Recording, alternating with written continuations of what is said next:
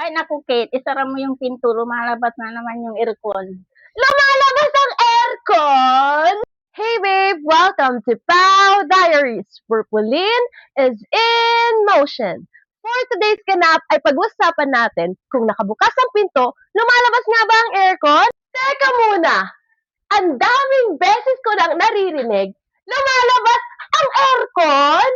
Pero totoo nga ba na lumalabas ang aircon? Alam mo ba na hindi naman talaga lumalabas ang aircon?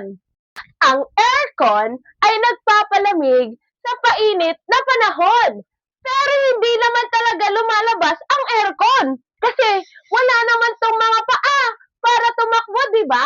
Nananatili ang aircon sa dingding. Hindi to lumalabas ng pinto. Pero bakit nga ba kapag nakabukas ang pinto, umiinit ang kwarto?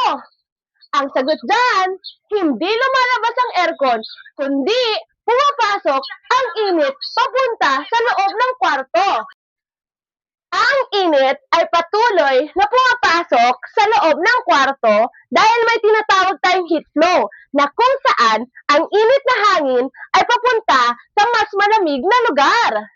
Habang nakabukas ang pinto, patuloy na pumapasok ang mainit na hangin mula sa mainit na lugar papunta sa mas malamig na lugar. Kaya mahihirapan ang ating aircon na panatilihing malamig ang ating kwarto.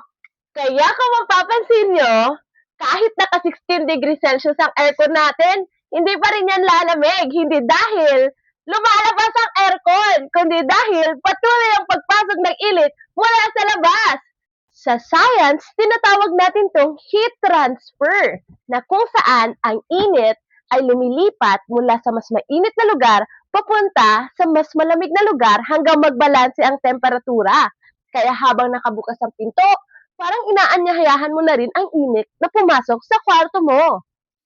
Kaya sa susunod na may magsabi sa'yo na lumalabas ang aircon, pwede mo siyang sagutin na hindi po lumalabas ang aircon dahil wala naman po itong paa.